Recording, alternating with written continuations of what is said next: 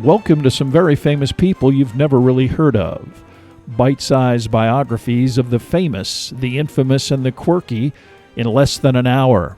My name is Philip D. Gibbons, and there is more information about me, this podcast, and a bibliography at bitesizedbiographies.com. There are also photographs of many of the individuals and items mentioned in this podcast. At the conclusion of Part 2 of this presentation, there will be additional suggestions concerning further information about today's subject, Public Enemy Number 1, John Dillinger. If you have enjoyed this presentation, please like us at our Facebook page, Bite-Sized Biographies, and follow us on Twitter at Philip D. Gibbons. Subscribe to my YouTube page at Noblesse Oblige. And please note that all of Bite-Sized Biographies are now available on Spotify. And please tell a friend about Bite-Sized Biographies.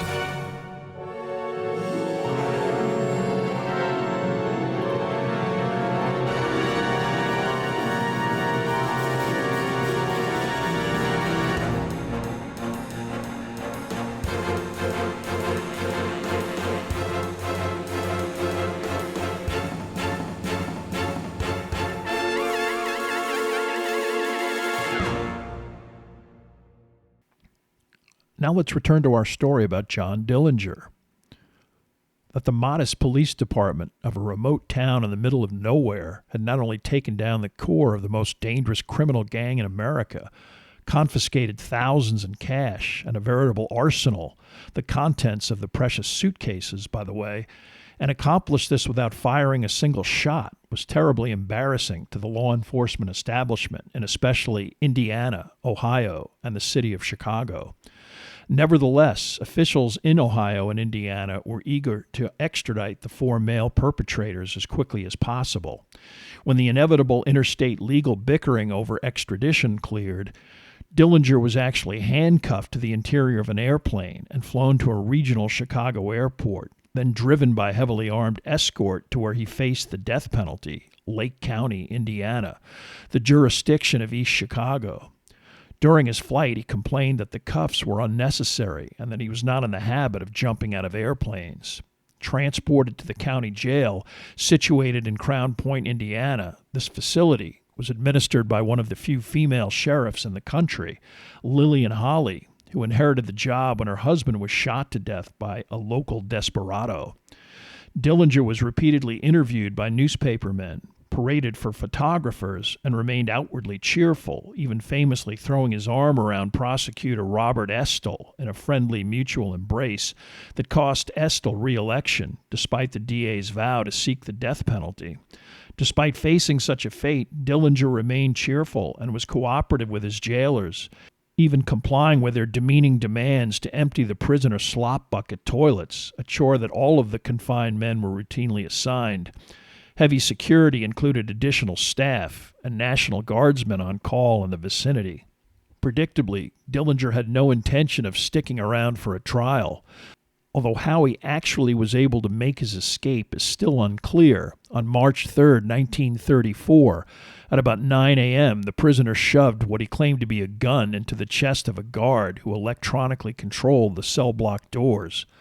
Dillinger was able to do this while involved with a group of prisoners eating breakfast, although not as well known was the fact that he was able to intimidate the first three guards he outwitted with the help of an African-American prisoner charged with murder named Herbert Youngblood, who was menacingly wielding the wooden shaft of a toilet plunger.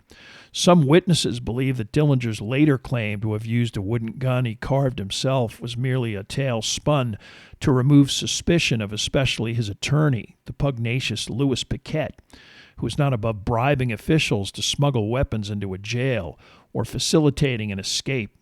Using the first guard he seized, Dillinger, with Youngblood, had the hostage summon deputies one by one, and then intimidated the dozen or so guards in the area, and even the prison warden into locked cells. The two escapees with a hostage then used keys taken from a supervisor to get through 5 separate locked doors. From there, they then went to the nearby prison garage, finding and taking 2 submachine guns with them. Once in the garage, they asked the on-duty mechanic which was the fastest car available. It turned out to be Sheriff Lillian Holly's car, and with a hostage at the wheel and the mechanic also forced to come along, Dillinger and Youngblood quickly put the Crown Point jail in their rearview mirror. Because the jail had no two-way radio, and early on Saturday the phone switchboard was not even up and running, getting word to the outside world that Dillinger had escaped was a laborious process that allowed him to get away. The escapees got at least a 20-minute jump before Sheriff Holly, who also supervised her deceased husband's agricultural interests, was even awakened. Relatively quickly, Dillinger dropped off his two hostages in the middle of nowhere, handing them a couple of bucks, and made his way to Chicago. There he and Youngblood parted ways. The ill-fated co-conspirator lasted only 2 weeks on the lam before he was killed in a shootout with police in a Port Huron, Michigan grocery store.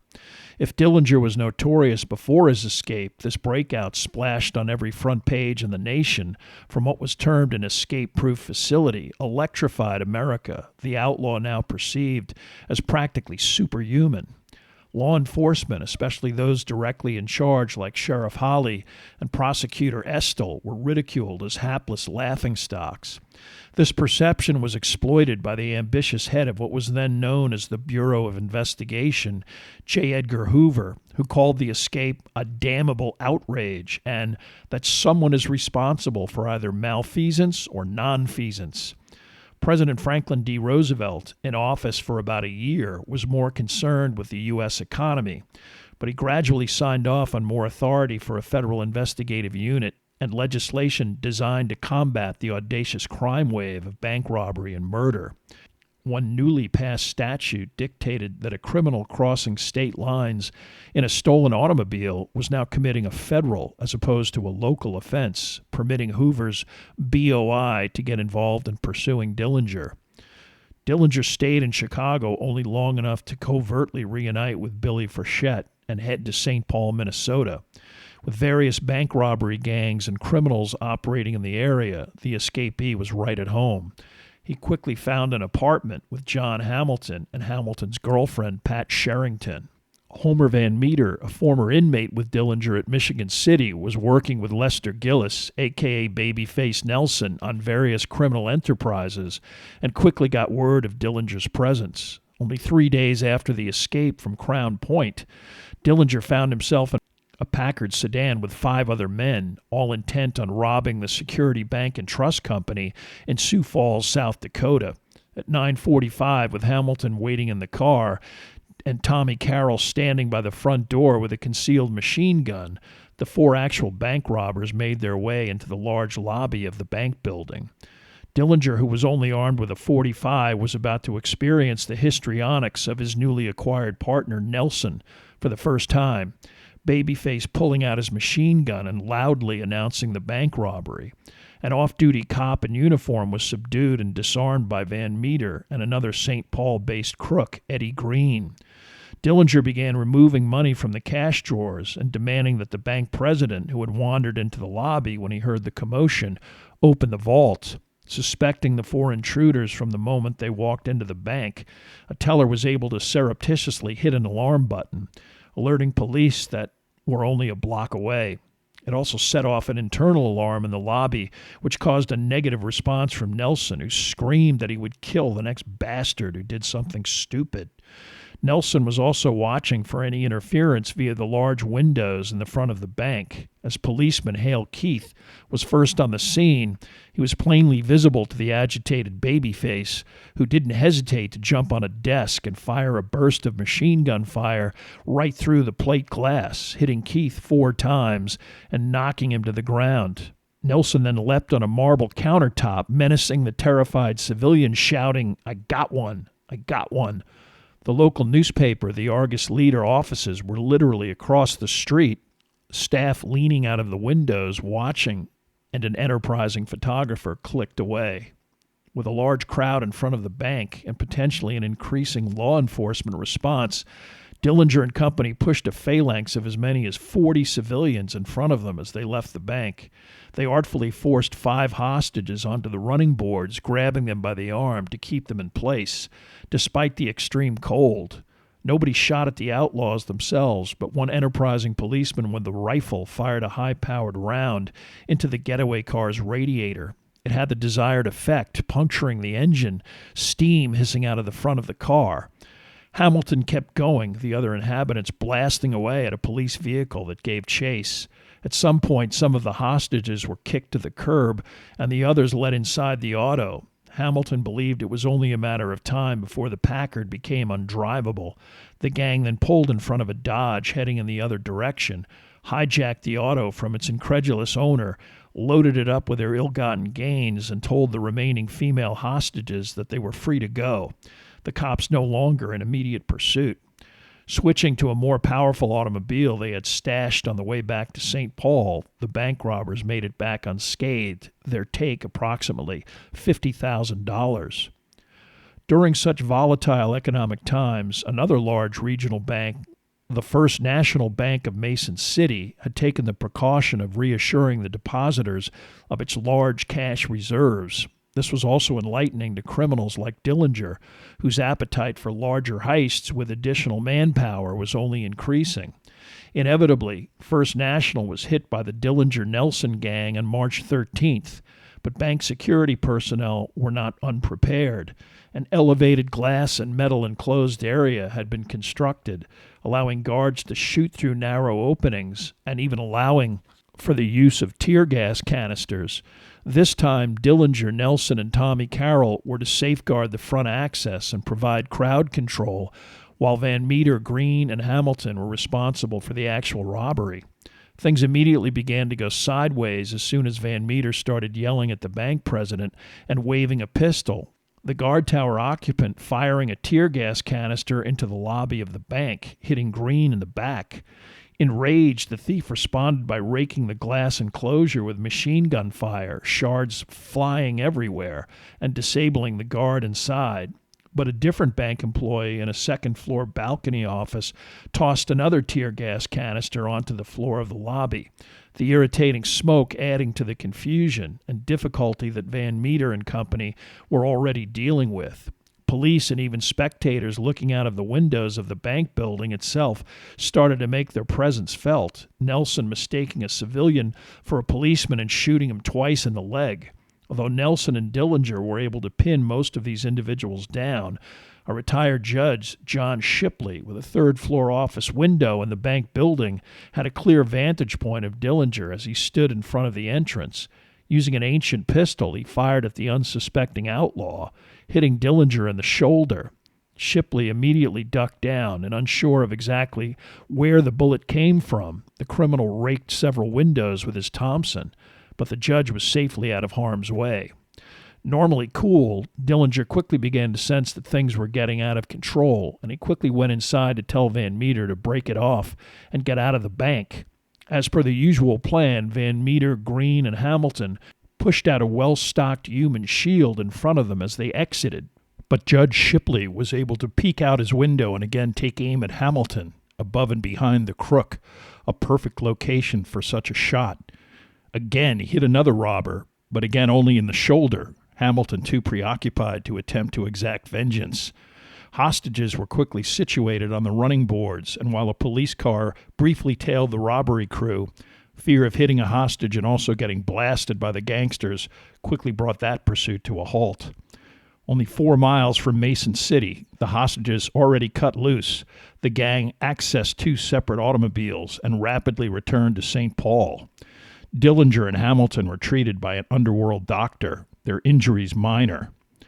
Although the Mason City heist did yield an additional $50,000, the police response, wounds, although superficial, and beefed-up internal security indicated that Dillinger's days of easy money and little resistance might be numbered. This anxiety was heightened by a series of events that occurred in St. Paul only days later. The St. Paul police, tipped off by an observant landlady who was suspicious of her 2 new renters at the Lincoln Court Apartments, sent a detective along with 2 BOI agents to the location. After watching the building overnight and seeing nothing, the police then went directly to the apartment in question, number 303, and knocked. Billy Frechette answered the door, but kept the bolt locked and stalled the agents, claiming that she needed to get dressed. Both she and Dillinger quickly loaded suitcases with money and guns and waited.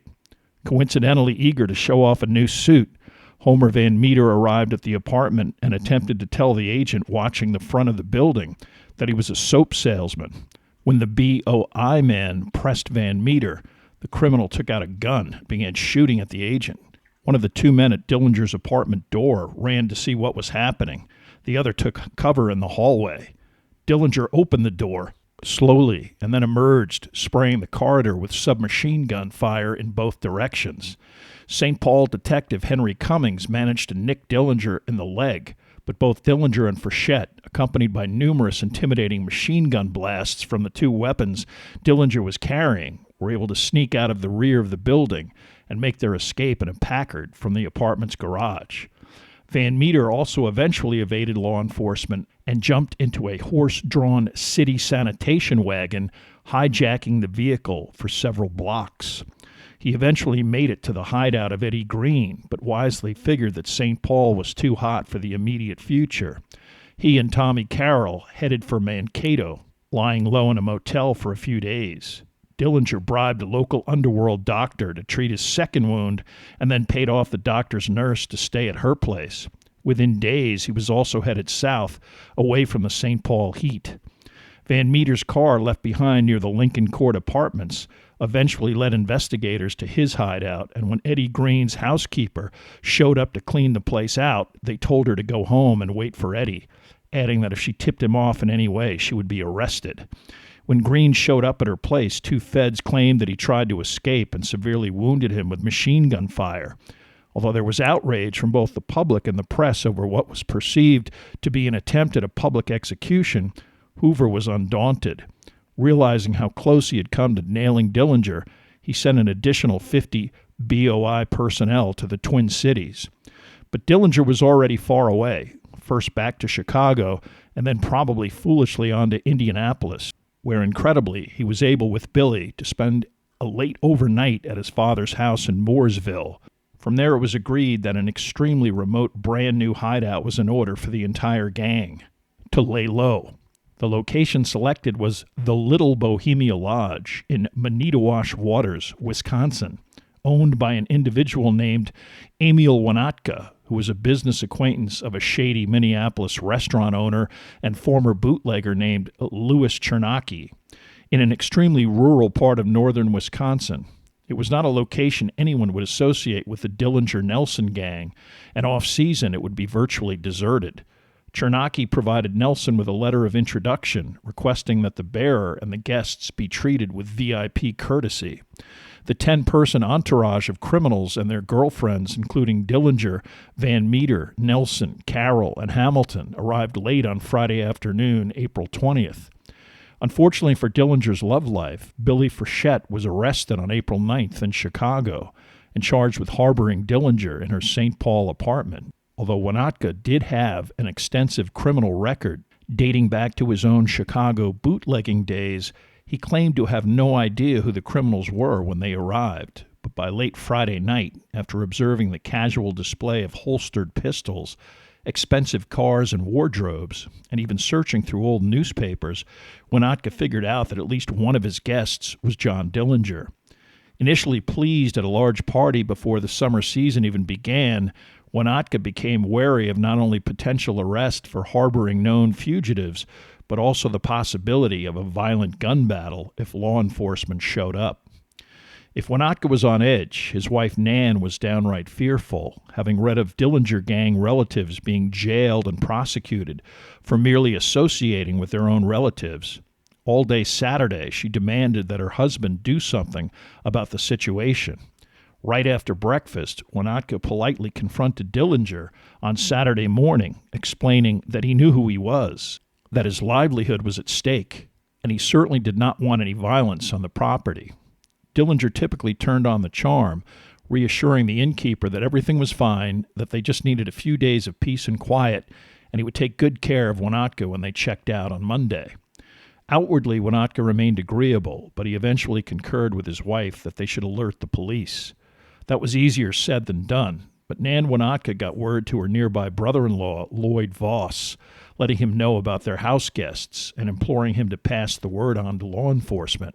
On Sunday, Voss drove to the nearest large town, Rhinelander, Wisconsin, and personally made phone contact via local intermediaries with Melvin Purvis, the Chicago-based head of the BOI task force charged with catching or killing Dillinger.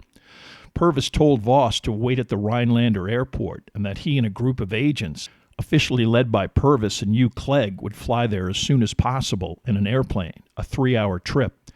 Additional units were ordered to make their way from Chicago to Rhinelander by car. Back at the lodge, Dillinger paid Winotka $120 for the weekend, plus a $110 tip, but, throwing a curve, he informed the innkeeper that he intended to leave by 6 p.m., Sunday afternoon instead of Monday morning, as soon as a minor player, Pat Riley, and Pat Sherrington returned from St. Paul. On Saturday, thinking they had a few days at the lodge, Van Meter sent Riley, practically a gang gopher, to fetch $4,000 from a St. Paul bar owner who was holding the money for safekeeping. Sherrington didn't feel well and wanted to see a doctor, underlining the possibility that the Winotka's real concern was the reward money that would be paid for info that led to Dillinger's arrest. Instead of being comfortable with the impending departure of the gang, Nan Winotka then got word of the change of plans to her sister and implored her personally to inform the FBI. Agents congregating in Rhinelander of the new departure day and time.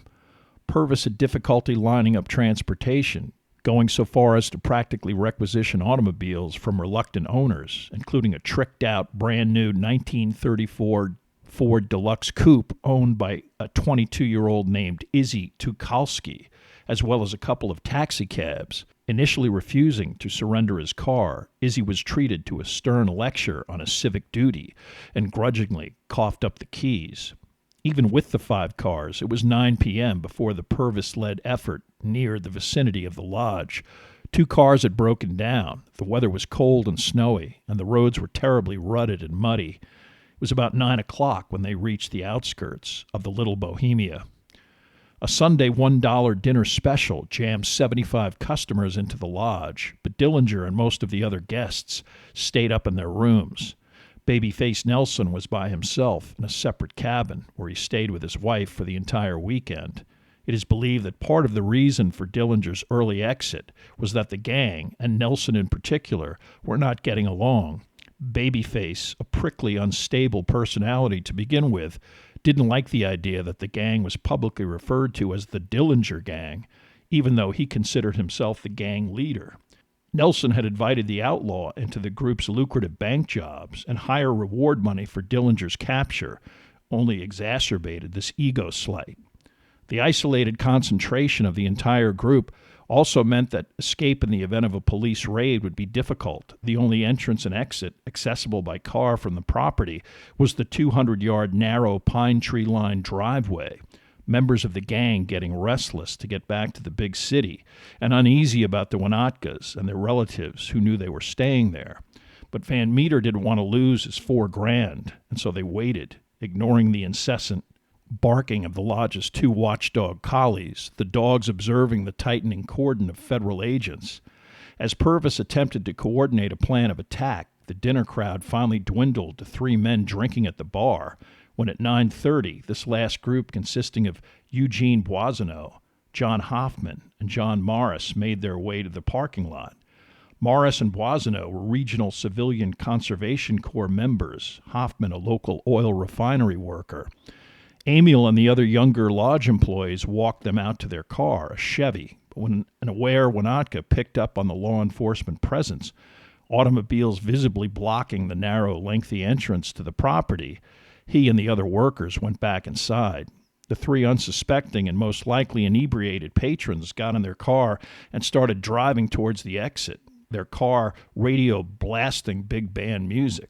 4 feds, including Purvis, stood in front of them, armed with machine guns and rifles. As the Chevy got closer, Purvis loudly and repeatedly yelled to the occupants to halt. The driver, Hoffman, didn't stop, and the agents, figuring that they were the gangsters intent on escape, began firing wildly into the car.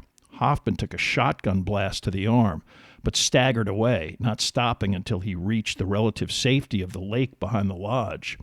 Morris, shot 4 times in the arm and shoulder, got out of the car and slowly walked to the porch of the lodge and then went inside, clearly not a threat.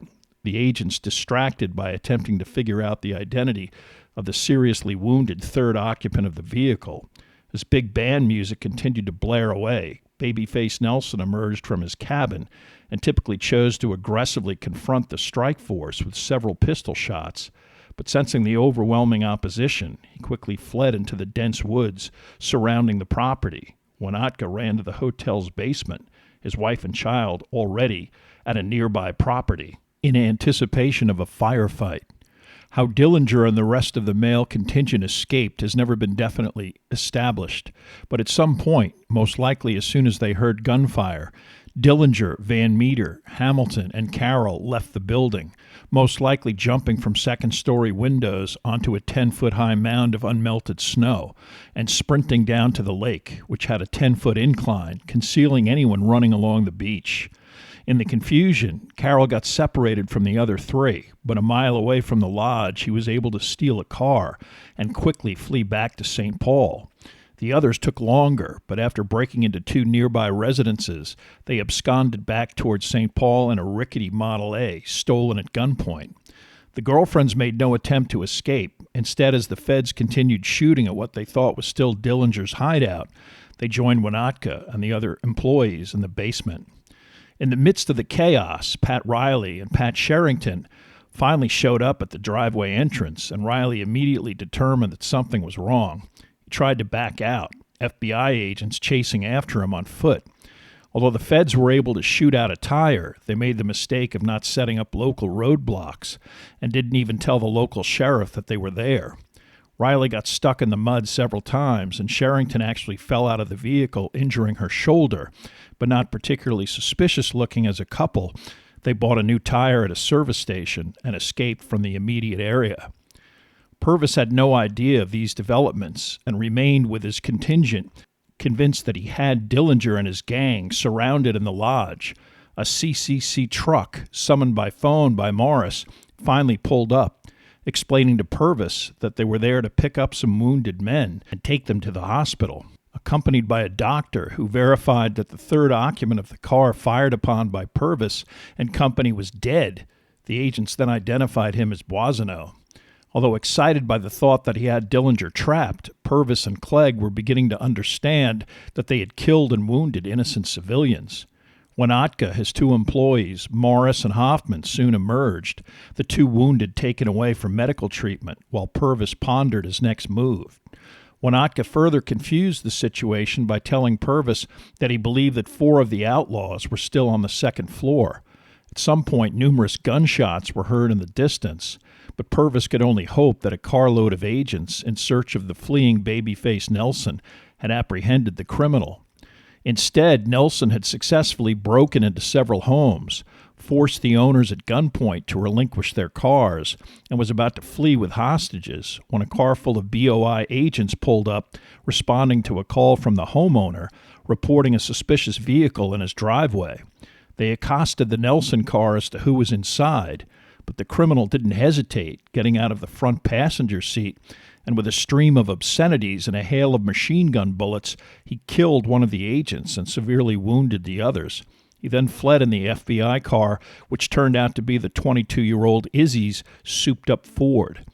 Nelson successfully evaded BOI reinforcements heading in the other direction, but broke down about 15 miles away from the immediate area, adjacent to a Chippewa reservation. He then hid out in the reservation cabin of a Native American couple, the location so remote that they didn't have a radio and had no idea who he was. Within days, he got his hands on another car and also escaped. At 4 a.m., the decision was made to lob tear gas into the lodge and follow up with gunfire. This only resulted in the emergence of the 3 female companions, Nelson's wife Helen, Carroll's girlfriend Jean Delaney, and Van Meter's girlfriend Marie Conforti. All were arrested, but there was no Dillinger and no Babyface. At least there also was Marie Conforti's puppy. As dawn broke, Purvis and Clegg were left with 2 wounded civilians, 1 dead, 2 law enforcement officials wounded, 1 dead, not a single arrest save the 3 women. Conforti at 19, the others in their early 20s, hardly the epitome of dangerous criminals that J. Edgar Hoover had railed about for months. The three would eventually be sentenced to conditional probation and then released, the judge involved literally admonishing them that he was only invoking such leniency because he hoped they eventually led law enforcement to their love interests. Hoover's zeal to inject himself into the Dillinger investigation and pursuit had now blown up spectacularly into a public relations nightmare. Newspapers and even elected officials called for his resignation. The Bureau the object of shrill public derision. One pundit proclaimed that the fearsome BOI may not always get its man, but it always gets its woman. A commentator no less prominent than Will Rogers chimed in, "Well, they had Dillinger surrounded and was all ready to shoot him when he came out, but another bunch of folks came out ahead, so they just shot them instead. Dillinger's going to accidentally get with some innocent bystander sometime, then he will get shot."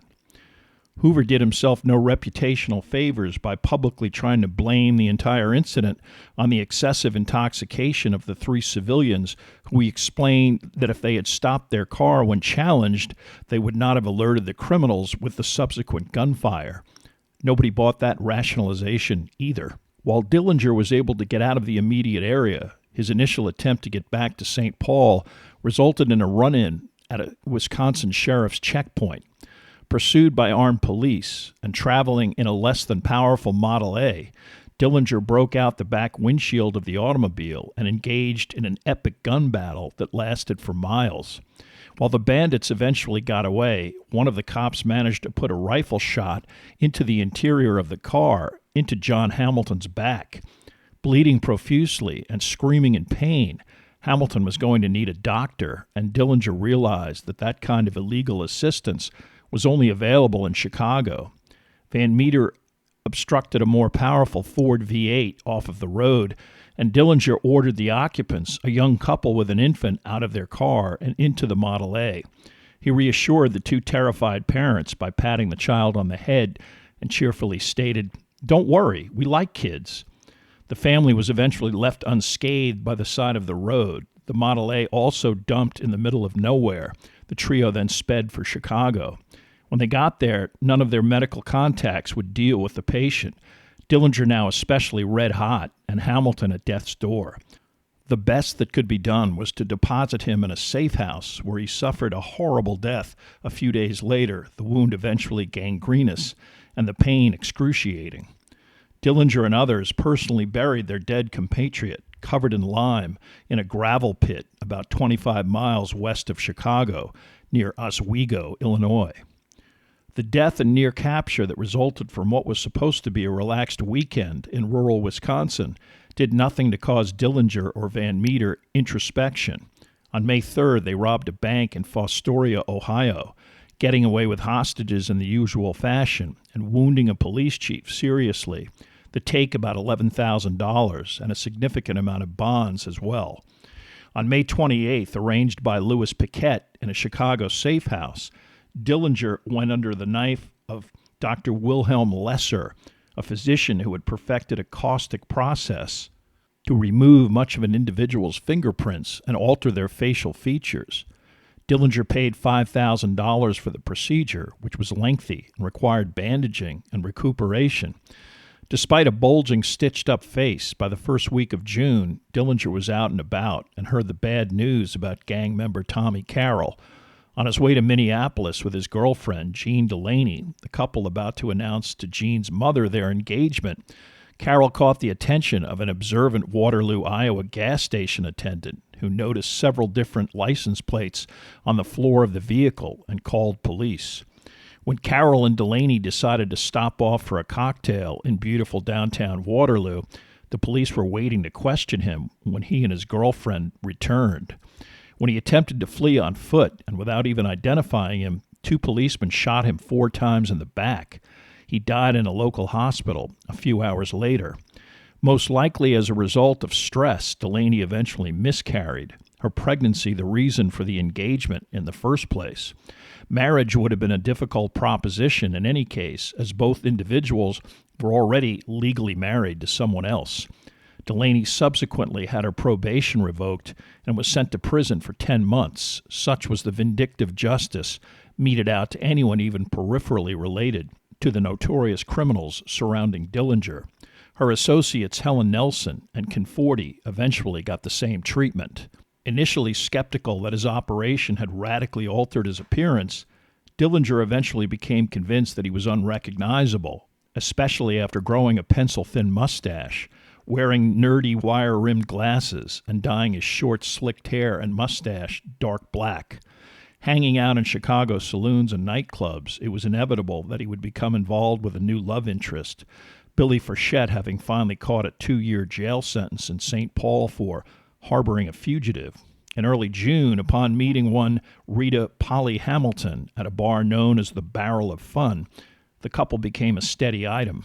Although a waitress at a sandwich shop when Dillinger met her, she had also worked as a prostitute in Gary, Indiana, before her brief marriage to a Gary cop.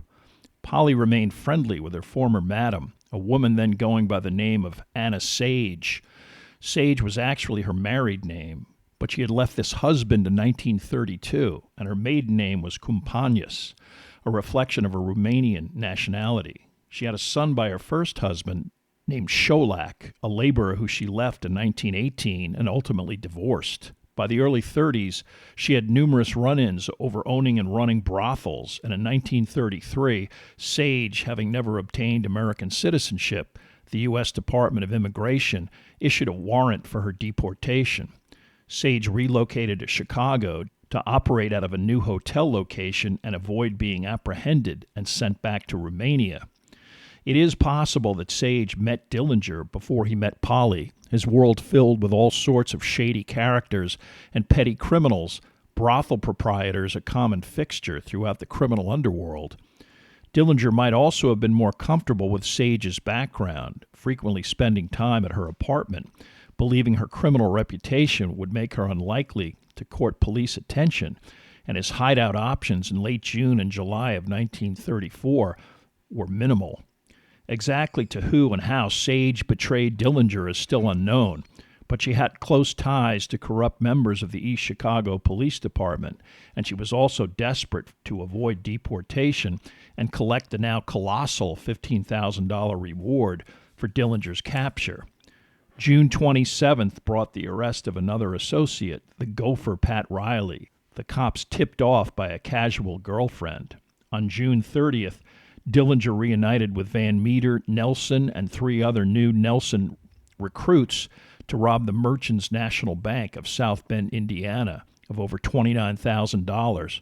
But the robbery prompted a fierce shootout between numerous police officers, and Nelson and Van Meter were both wounded, Van Meter with a bullet penetrating his skull. 1 police officer died, 5 others were hospitalized, the usual pursuit ultimately failing to catch the speeding bank robbers. All of the participants scattered after the crime, Dillinger to his hideout in central Chicago. On June 22, 1934, Dillinger's 31st birthday, he was officially declared by the BOI as America's first public enemy number 1. A precursor to the Bureau's 10 Most Wanted list, Dillinger's selection was a public relations response based on the agency's embarrassment and inability to capture the outlaw. More importantly, they raised the reward for information leading to his arrest to $25,000, a remarkable sum in 1934 Depression-era America. For Anna Sage, not only the money but her personal deportation issue motivated her to reach out to law enforcement. Through her contacts in the East Chicago Police Department, she was able to get a face-to-face meeting with Melvin Purvis. But all she revealed was her ability to predict Dillinger's whereabouts on an occasional basis, streetwise enough to know that if she revealed that Dillinger was her house guest, the Bureau would scoop him up and stiff her on both the reward and deportation. If she provided such information, Purvis promised her that her deportation would be addressed. Only days later, on July 22, 1934, in the midst of an absolutely sweltering Chicago weekend, Dillinger asked both Anna and Polly if they wanted to cool off that evening at a local movie theater. They agreed, and Anna used the excuse that she needed to buy some butter to make their fried chicken dinner to get out of the apartment and call Purvis directly. She told him that she, Polly, and Dillinger would all attend to film that night at one of two local theaters, the Biograph or the Marlboro. When Purvis checked the listings, he determined that the Biograph, with a Clark Gable gangster-themed film entitled Manhattan Melodrama, was the likelier destination, the Marlboro playing a Shirley Temple film. Anna also explained that she would wear a white blouse and a bright orange skirt to facilitate the trio's identification. In anticipation, Purvis and another agent, Richard R.D. Brown, positioned themselves in an automobile about 60 feet from the Biograph box office. Although there was also some BOI agents at the Marlboro, shortly before the 9 o'clock screening, Dillinger, immediately recognizable, sauntered into the theater's lobby area. Polly Hamilton was unknown to the agents, but Anna Sage and her orange skirt was in the outlaw's proximity, confirming his identity. Although wearing glasses and with his modestly altered features and different hairstyle, to Purvis he was unmistakable. Purvis and Brown were using a crude method of communication, Brown calling into bureau headquarters every few minutes and leaving a message that was then picked up by agents staking out the Marlboro. Purvis told Brown to call into headquarters the word that Dillinger was definitely at the Biograph and that the Marlboro team should break off their surveillance and head towards the Biograph. Impatient to subdue Dillinger, Purvis briefly considered shooting him before the film, but the number of spectators queuing in the lobby meant that invariably civilians would get hurt and probably killed. Purvis decided against this approach, but then bought a ticket and went inside, hoping to spot the gangster. The theater was so crowded that the trio had to split up, Hamilton and Dillinger in the front area, Sage by herself in the back. Purvis checked with the cashier and determined that the running time of the film was a little over 2 hours. He spent this time assigning locations to all 19 BOI personnel involved in the operation. Because Anna Sage initially made contact with the Bureau via the East Chicago Police Department, 5 members of that department were also present. But Purvis had so many agents hanging around the front of the theater and kept pestering the cashier that she eventually mentioned the clearly nervous individual to her manager, who, suspecting a robbery, called Chicago police. Only minutes before the film's conclusion, several detectives from Chicago PD arrived confronting several of the feds who produced ID and told them they were involved in a stakeout. Satisfied, the police backed off, not realizing that they could have scuttled the entire stakeout or even what was about to occur. At the film's conclusion, Dillinger waited for a moment, and then he and Polly joined the crowd of people heading for the front lobby and the street. Anna Sage joined them when they approached. Purvis was situated right by the front of the theater and spotted Dillinger with the 2 women as soon as the trio emerged, heading south down North Lincoln Avenue in the direction of Sage's apartment. After they passed, the seemingly innocuous-looking agent struck a match and lit a cigar, the signal to other agents that Dillinger was on his way. Oblivious at first, most likely the energy of several men moving quickly in his direction and a practically reptilian survival instinct indicated to Dillinger that he was in jeopardy. Reaching an alley to his left, he saw 2 agents with guns drawn and began to run, also attempting to draw a pistol from his right pocket. But it was already too late. 2 other agents, Clarence Hurt and Charlie Winstead, had trailed behind him and were only a few feet away. Understanding that Dillinger was going to try and escape, they fired at him simultaneously. The first 2 slugs hit him in the chest and back of the neck. The agents added 3 more rounds for good measure, Dillinger hitting the ground with such force that he broke an eyeglass lens and crumpled the straw boater he was wearing. Although 2 other spectators were slightly wounded, and chaos broke out as soon as the crowd determined that Dillinger had been shot, several agents surrounded the body. Although some of these agents later stated that Dillinger lived for approximately 3 minutes after the shooting. By the time a Chicago Police Department van arrived to transport him to a hospital, he was most certainly dead. Waiting in Washington, J. Edgar Hoover was quickly informed that public enemy number 1 was gone, solely as a result of the Bureau's efforts. The body made its way to the Cook County morgue, an autopsy revealing powder burns at the base of the neck, indicating that the shot was fired from only inches away. The only other wound was the shot that hit Dillinger in the chest. The other three either hitting the two civilians or missing everything. A specific inventory of his clothing and possessions indicated that Dillinger was carrying only $7.70, when in fact he had at least $3,000 in his pockets. At some point, some enterprising member of the Chicago Police Department had lifted the money. Well into the early morning, a huge crowd remained in the vicinity of the biograph, individuals dipping handkerchiefs and newspapers into the blood that remained in the alleyway. Eventually, word was conveyed to the Dillinger family in Mooresville, an emotional John Sr. stating, "I thought this had to come, and I've been expecting it any time." He also mentioned that he would bury his son in the family plot at Crown Hill Cemetery. On August 23, 1934, Homer Van Meter was shot to death by 4 members of the St. Paul Police Department, alleged to have had $10,000 on his person. Officially, only $1,300 was recovered. On September 22, 1934, facing a death sentence after their conviction for the death of Sheriff Jess Sarber, and realizing no one was going to spring them from the maximum security Ohio State Penitentiary, Pete Pierpont and Charles Mackley took matters into their own hands. Fashioning fake guns from soap bars dyed black, they attempted to duplicate Dillinger's Crown Point escape. Although they got out of their cells, Mackley was shot to death and Pierpont seriously wounded. When he was electrocuted on October 17, 1934, Pierpont was still so injured that he had to be carried into the electric chair. On November 27, 1934, Lester Gillis, a.k.a. Babyface Nelson, his wife and associate John Chase, were spotted by federal agents on a highway near Barrington, Illinois. In the ensuing gun battle, Nelson killed 2 federal agents, Ed Hollis and Sam Cowley, who had both been present at the Dillinger shooting. Shot 9 times himself, Nelson was driven by Chase to a nearby safe house, where he died that evening, his wife at his bedside. She soon surrendered and was imprisoned for a year. John Chase was also quickly apprehended, given a life sentence, and spent 19 years at Alcatraz. Only Alvin Karpis did more time on the Rock. Eventually sent to Leavenworth, Chase's parole was personally opposed vigorously by J. Edgar Hoover himself. Chase was not released until October of 1966, again over Hoover's strenuous objection. Anna Sage, also known as Campagnas, only received about $3,000 of the $25,000 reward money dangled by the federal government. She was also eventually deported to her native Romania in January of 1936.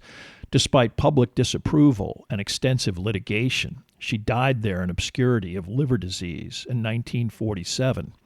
Immortalized today as the Woman in Red, she should actually be known as the Woman with the Bright Orange Skirt.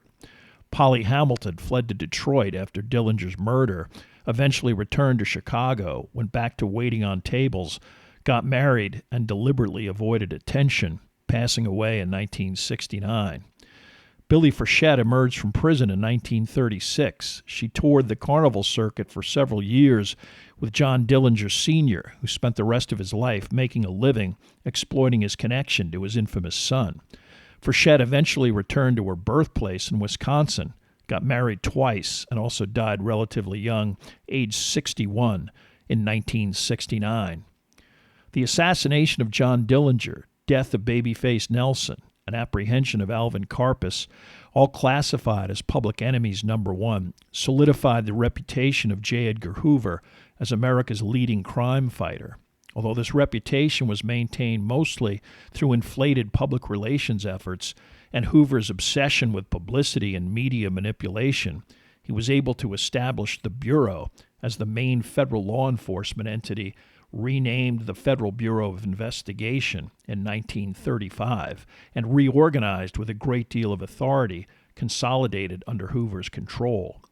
Clearly, Hoover considered the apprehension of John Dillinger as a pivotal moment in his career and the history of the Bureau. For the rest of his 37-year tenure, the director maintained a plaster death mask of Dillinger in the vicinity of his FBI office.